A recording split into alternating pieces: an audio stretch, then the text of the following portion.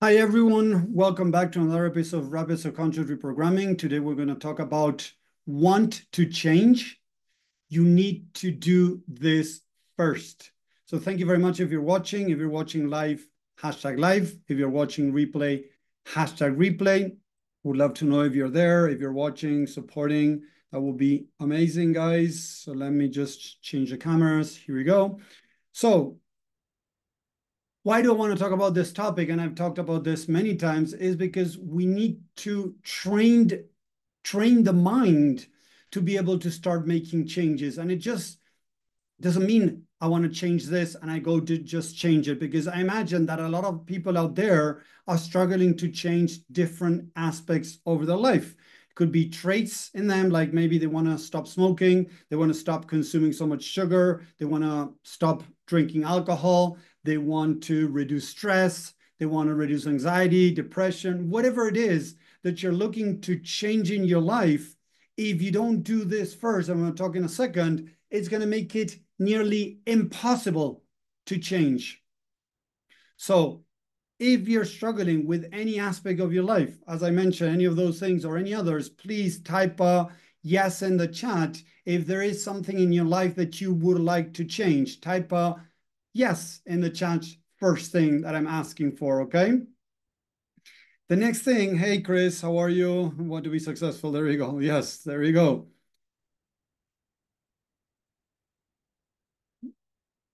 So if you're looking to change anything in your life, right? I'm getting the yeses, of course, right? We need to first understand how the mind works and how to actually be able to start making changes, because, we got different people saying here, type a one in the chat if you have tried different techniques to try to make changes. So now type a one in the chat if you have tried things to be able to start making changes in different aspects of your life.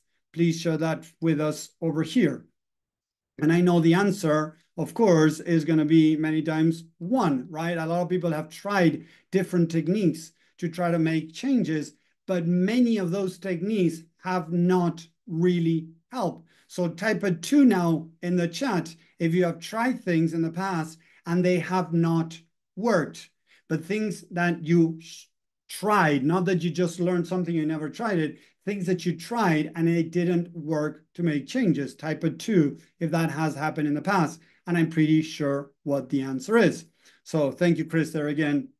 So what's going on is that a lot of people are focusing on changing procrastination, on getting rid of perfectionism, try to get rid of sugar, try to get rid of alcohol, try to get rid of something in their life, try to change that. They get very angry when things don't go their way, but they're actually not really understanding how the mind works.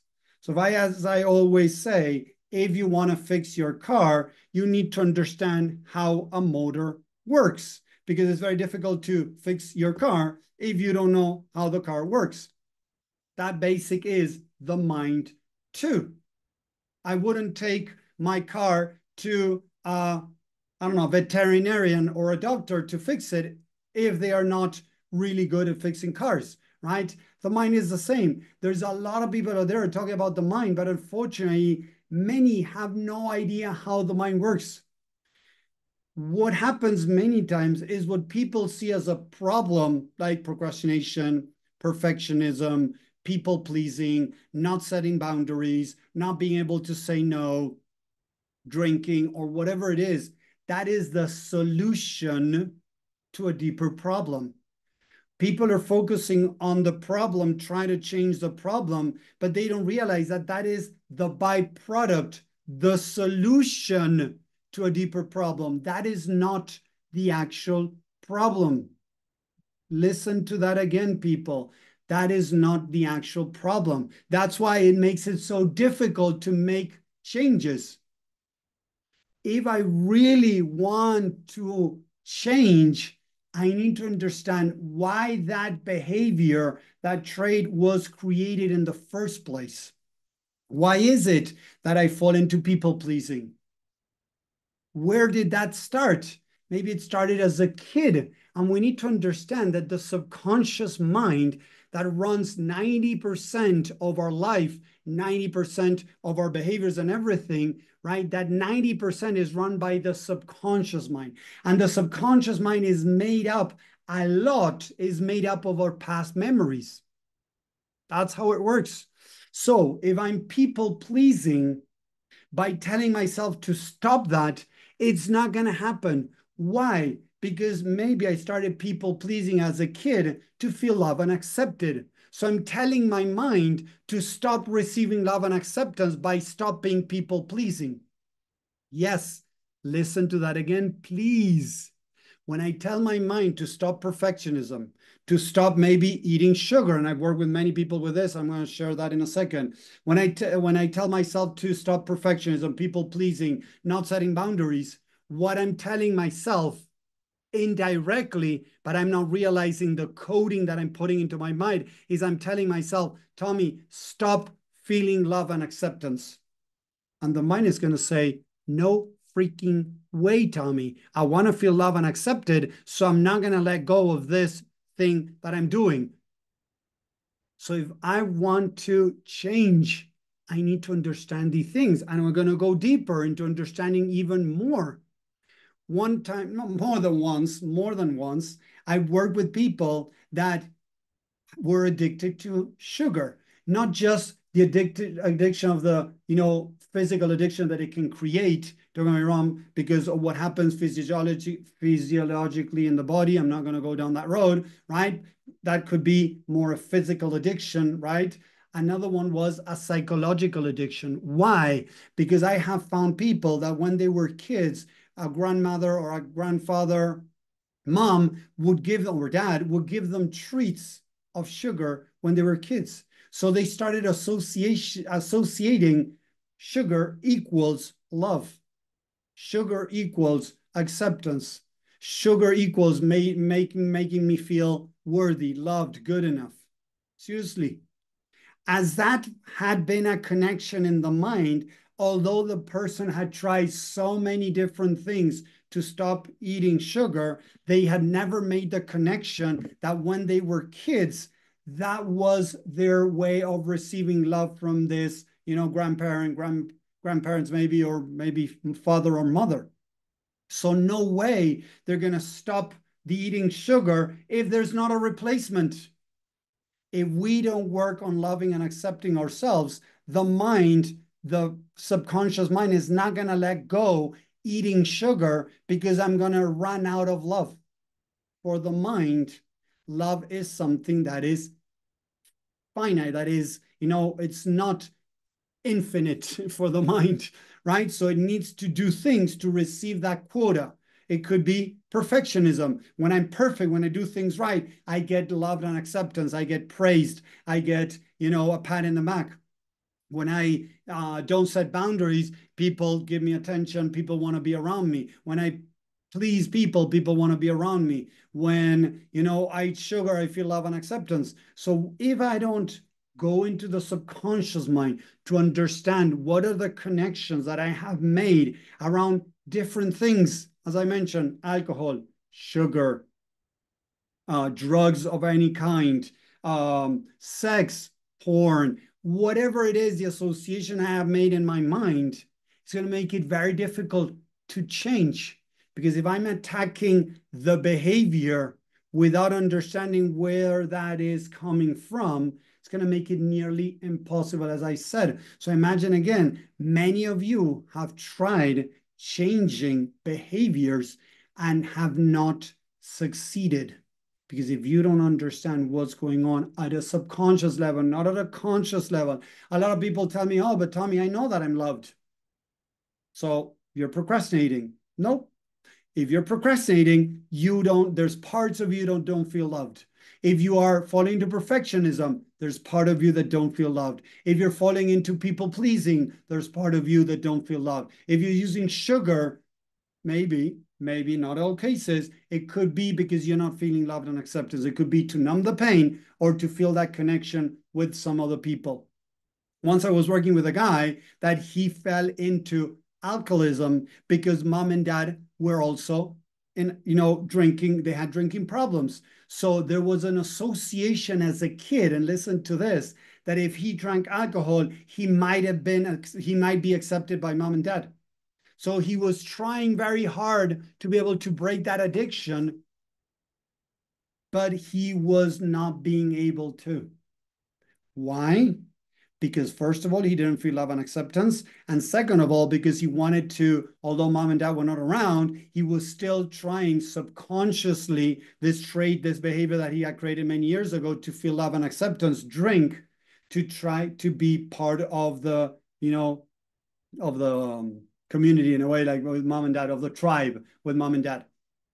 So if we want to change any behavior, we need to start diving into the subconscious mind. We need to go from the behavior into the emotions. How do I feel when I go drink, when I go eat sugar, when I procrastinate, when I fall into perfection, when I don't set boundaries, when I fall into people pleasing? How am I feeling before doing that action or before not doing, like procrastination, right? How am I feeling? I need to do taxes. I need to do this and I'm not doing it. How am I feeling? Lots of people have many problems connecting with their emotions because normally those are negative emotions. What are causing those behaviors are negative emotions. And according to this new age that we're living in, that we need to deny the negatives, so many gurus out there are teaching that we need to deny our negatives. We have a big problem, people. We need to listen to the negatives. We need to embrace them. We need to learn from them. There's so much wisdom behind the negatives that we need to deal with. So how do I feel? Why do I feel these different emotions? Explore, open your mind, open your heart to exploring, no judgment. As much as you can, try not to judge, love and accept. Why do I feel this? And how does this make me feel about myself? Try to find the mental construct that is behind that. Start exploring what could have happened in childhood. It's like having a puzzle that is, of course, not put together. Imagine that you just grab a box of a puzzle and you threw all the pieces on the table, but you don't have a cover to see what is a puzzle about, and you start trying to put the pieces together. That's the work that I do with the people I work with. I help them put those pieces together to understand why they're doing what they're doing, to then be able to start making changes. But if you keep focusing on making changes of behavior without really understanding, it's going to make it nearly impossible to change. So if you want to change any aspect of your life, first you need to understand. Chris was saying, I want to have success in my life. So the idea is to be able to see what attachments do you have with success and what attachments do you have with failure. It could be, and I work with people that, I was working with a guy some time ago that his dad had screwed up the family. He was a successful guy economically, financially, right? And he had screwed the family with money.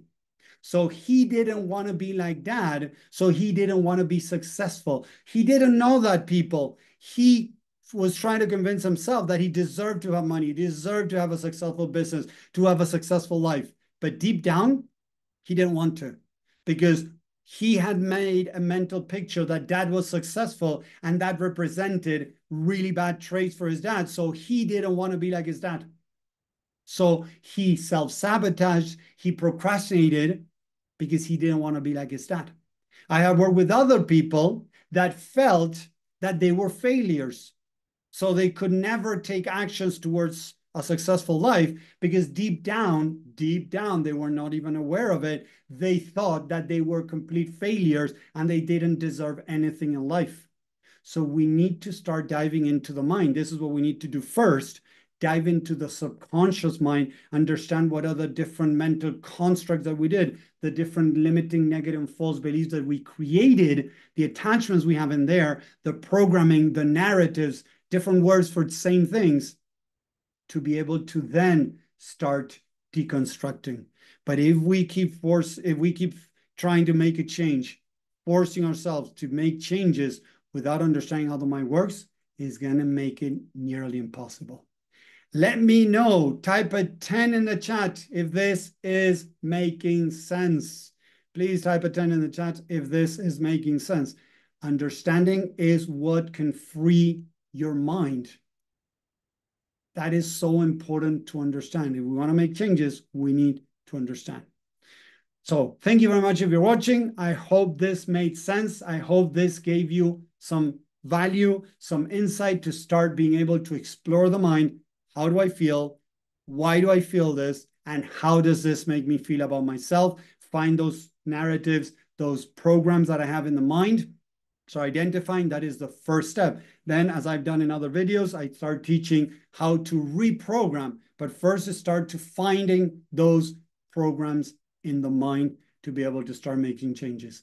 The reprogramming, we can talk that in another video about how to start making those changes with the reprogramming. But first, we need to understand. First, we need to really grasp why the mind is doing what it's doing, love and accept what it is doing. And this is the second step, apart from those questions and diving into the mind, loving and accepting that you have valid reasons to procrastinate. You have valid reasons not to set boundaries. You have valid reasons to do the people pleasing because you wanted to feel love and acceptance.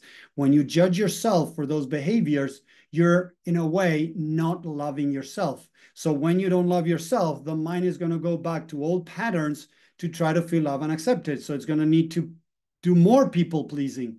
The more you judge yourself for people pleasing, the more normally you're going to do the people pleasing. Because if you did that to feel love and accepted, you're going to do more of that. So then we got to practice that self-love that I talk so much, that unconditional love. So it's love that brings understanding. Understanding makes us love ourselves more. More loving ourselves opens up to more understanding, and more understanding brings up more love. And that's the infinite sign connecting unconditional love and understanding.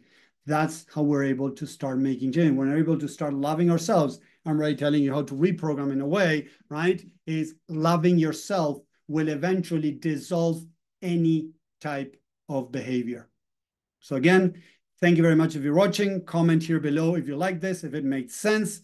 If you need help with this, reach out. I'm offering some free guidance calls to help you in any area. If you haven't had your free guidance call so far, reach out, type free on the chat on social media so that I can send you the link so you can book a call and it can help you. I offer a lot of insight, a lot of value in my calls to help people start identifying, understanding what's going on and help them start making changes. RSR has changed my life. Rapid Subconscious Reprogramming has changed my life and has changed the life of thousands of people around the world. I want to do the same for more and more people. My mission is to be able to help millions around the world. That's why I'm doing this free stuff. I'm giving a lot of insight, a lot of value to help people start making changes. Everything starts with love and understanding. So thank you very much for watching. I hope you enjoyed this. Let me know in the comments what do you think, and I'll talk to you next time. Thank you very much and have a great week. Take care, guys. Bye.